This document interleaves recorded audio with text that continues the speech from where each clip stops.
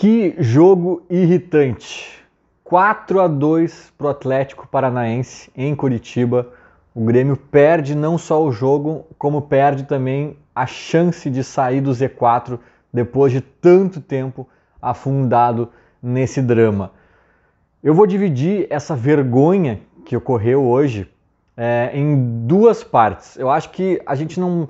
É difícil explicar só por um motivo ou só por outro. A gente perdeu porque o Filipão mexeu mal. A gente perdeu porque blá blá blá. Não é um motivo só, na minha opinião. E eu divido em dois grandes grupos esse fiasco que a gente viu hoje lá na Arena da Baixada. O primeiro é um assunto antigo e batido que a gente fala há tempos, né? Que é o elenco do Grêmio. Porque eu acho que a vitória contra o Flamengo, o Grêmio vindo de bons resultados ali, talvez tenha cegado algumas pessoas, elas parecem ter esquecido e já começaram a achar que o Grêmio era muito bom e que tinha um elenco e que não sei o quê. Calma, calma, é o Grêmio ruim ainda que a gente está tanto tempo falando, né? Os grandes acréscimos foram Vila Sante e Borja, que ok, são bons jogadores, nada mais do que isso, ninguém ali é excepcional, ninguém ali é fantástico, sabe? São caras que ajudam sim, mas não são revolucionários, não são duas peças para mudar da água para o vinho. Então assim, o nosso time ainda é muito fraco. O nosso time, ele é muito abaixo do time do Atlético Paranaense. Ele é muito mais fraco que o Atlético Paranaense. E eu considero o Atlético Paranaense medíocre. E quando eu falo medíocre, eu sempre tomo esse cuidado, porque a palavra parece mais forte do que ela de fato é. Medíocre vem de médio. O Atlético Paranaense é um time medíocre. É um time que vai ficar disputando ali o G6 do brasileiro. É um time que talvez ganhe ou chegue na final da Sul-Americana. Vejam bem, não é Libertadores, é Sul-Americana. Então é esse time, esse é o patamar do Atlético Paranaense. Né? O Nicão é a grande figura dos caras, né? É uma das principais peças. Então assim, é um time medíocre. Um time ajeitadinho, que joga direitinho, que faz boa campanha até ali, mas que ainda assim não é uma seleção, um time que patrola todo mundo, tá longe disso. E o Grêmio, com a sua grandeza, né? O Grêmio que é um clube muito maior que o Atlético Paranaense em qualquer quesito que a gente analise, em grana que entra, em torcida, em títulos, em estrutura, em qualquer quesito que a gente analise, o Grêmio é um time muito maior que o Atlético Paranaense e hoje o Grêmio tem um time muito pior que o Atlético Paranaense. O Grêmio é pior. O Grêmio é pior. Beleza, não vou dizer que é muito pior, já fica mais discutível, mas o Grêmio é pior. Essa é a primeira metade da explicação. Não tem mágica. Às vezes as pessoas ficam querendo achar, porque eles foram amarelões, porque eles se desconcentraram, porque não sei o quê. Cara, às vezes acontece um monte de coisa que pode justificar derrotas, empates e tal, mas muitas vezes a explicação é muito mais simples. O time dos caras era melhor. Ponto. Então acho que a explicação começa aí, né? E é vergonhoso a gente ver um Atlético Paranaense tendo um time consideravelmente melhor que o do Grêmio, né? A gente tinha condições de ter um time pelo menos mais parelho com eles, mas a nossa incompetência, o desconhecimento total de futebol por parte da direção do Grêmio impossibilitou esse primeiro equilíbrio no embate. Não, e é até engraçado, né? Porque foi até emblemático, né? Dois gols do Pedro Rocha, né, que a direção do Grêmio avaliou que não servia porque estava sem ritmo, jogando pouco. Mesma avaliação que eles fizeram do Roger Guedes, que está destruindo lá no Corinthians, né? O Grêmio avaliou que esses atletas não dariam certo aqui, porque não sei o que lá, e a gente já tinha Luiz Fernando e Léo Pereira para essas posições, então não precisava, né? E aí a famosa frase que a bola pune, né? Pune a incompetência, pune o desconhecimento de futebol do nosso setor de futebol, né? E a gente toma 2 gols do Pedro Rocha e 2 gols do Kaiser, que é um cara que há tempos eu falava, quando ele estava no Atlético Goianiense, que era um cara interessante para de repente apostar, né? Nem que fosse para ser reserva, sobretudo de um time do Grêmio que não tinha opções. O Grêmio por muito tempo ficou só com o Diego Souza ali, já com uma idade avançada, aí depois Ricardinho virou titular provisoriamente, né? Então nesse cenário, esse cara que poderia ter vindo quase de graça, talvez, seria uma aposta, né? E a gente nunca nem olhou para ele, assim como para milhares de outros nomes que a gente pode ficar horas aqui citando, né? E isso que somos meros torcedores comuns, que não estamos ali com softwares e com análise e com planilhas e que não administramos um clube que move milhões e milhões de reais por mês, né, que deveria ser profissional, ter processos profissionais. Nós não temos nada disso, a gente só é torcedor, a gente só acompanha por hobby e a gente consegue ter algumas percepções que se mostram mais acertadas e como é que se diz, mais sóbrias, né, do que boa parte das decisões da direção. Então, essa é a primeira metade da explicação, né? A bola pune uma incompetência generalizada do clube atualmente. E a outra metade, cara, aí também não dá para tirar do Filipão e dos jogadores, né? A direção erra muito, é grande parte da culpa, mas esse time do Grêmio, que é pior que o do Atlético, poderia ter perdido de 1-0, 2-0, vá lá, 2-1, num joguinho minimamente mais competitivo, com a gente vislumbrando algumas chances de empatar, pelo menos, em alguns momentos, de tentar buscar. E não foi o que aconteceu, foi um rodeão, né? O Atlético jogou como quis, descansou quando quis, os caras pareciam com o controle do jogo durante os 90 minutos, mesmo durante os 2 gols que a gente acabou fazendo, né? E assim, cara, foi muito fora da curva, já passa do limite da discrepância dos elencos, né? E até porque eles vinham de uma semifinal de Sul-Americana com o Peñarol e agora na próxima quinta tem um jogo de volta.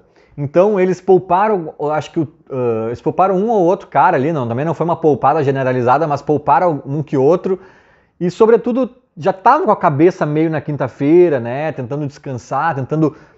E, cara, parecia o contrário.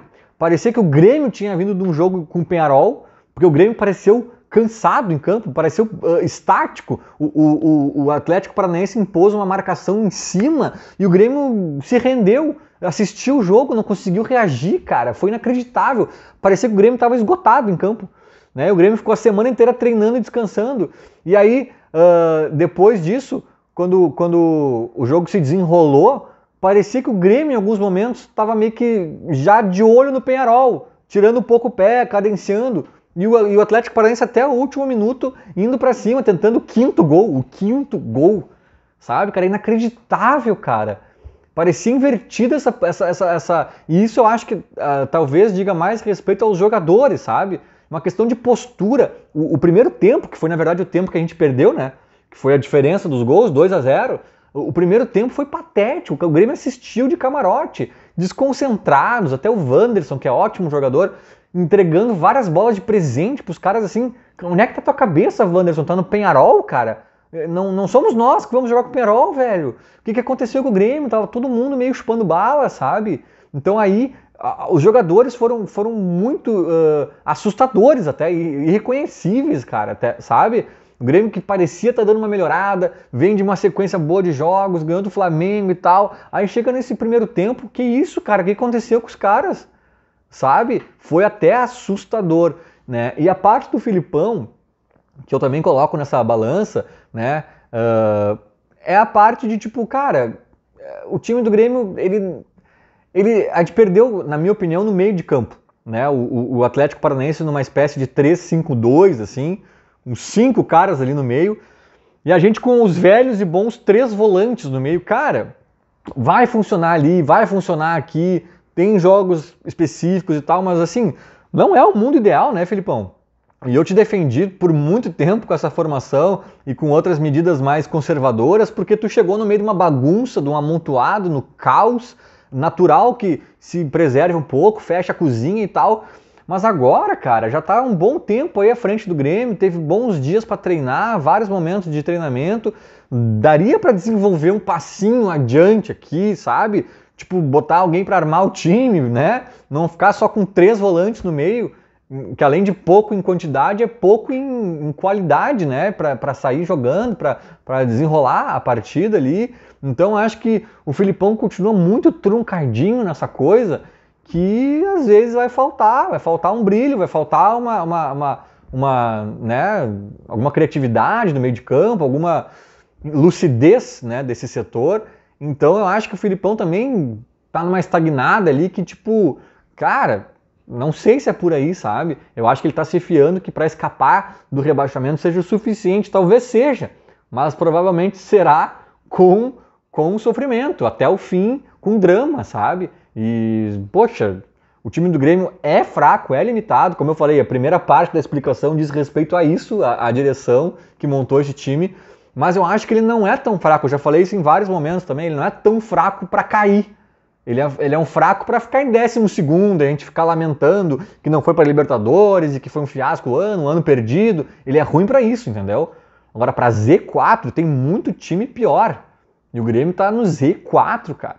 Né? Então, acho que dá para também querer um pouco mais desse elenco, sabe?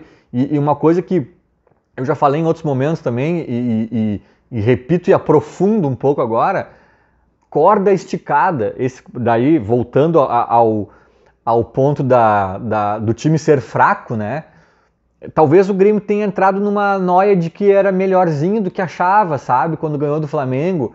E as pessoas começaram a falar em G6, em Libertadores, não sei o quê. Cara, não. O Grêmio não ganhou do Flamengo porque o Grêmio é melhor que o Flamengo. O Grêmio ganhou do Flamengo porque jogou com a corda esticada. E o Grêmio vai jogar muitas vezes com a corda esticada e vai perder, vai empatar. A corda esticada não garante nada, mas ela te dá a possibilidade de um jogo ou outro tu conseguir superar um adversário melhorzinho, que de repente esteja jogando com a corda um pouco menos esticada, ou num dia ruim, enfim, sabe? E o Grêmio não entrou o Grêmio entrou com a corda no chão, com a corda arriada no primeiro tempo, principalmente. O Grêmio entrou sem corda no jogo, achando que não, peraí, nós ganhamos do Flamengo, então agora nós vamos botar a bola no chão e vamos ao natural aqui fazer um bom jogo contra o Atlético. Não, cara, tinha que ter entrado com o mesmo espírito, com a corda esticada de novo. E vai ter que ter corda esticada até o fim, até pelo menos conseguir respirar.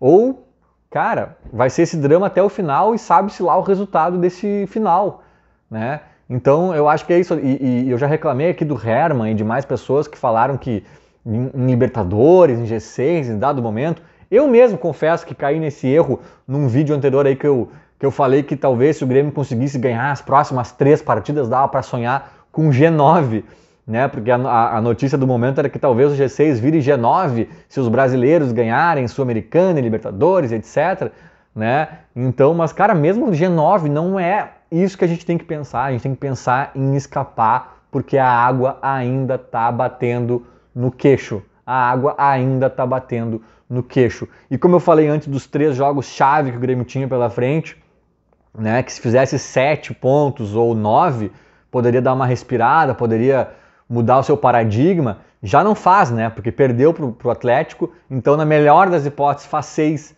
Só que agora a gente consegue reconfigurar esse cálculo para os próximos 3 jogos. Eu não sabia qual era o próximo, né, o 4º jogo, e é contra o Santos, na Vila Belmiro. O Santos que vem tomando pau de todo mundo. Eu não sei se o Diniz aguenta até chegar no Grêmio, né, esse jogo, porque ele tá inacreditável, assim, eles estão ladeira abaixo e, se não me engano, até entraram no Z4.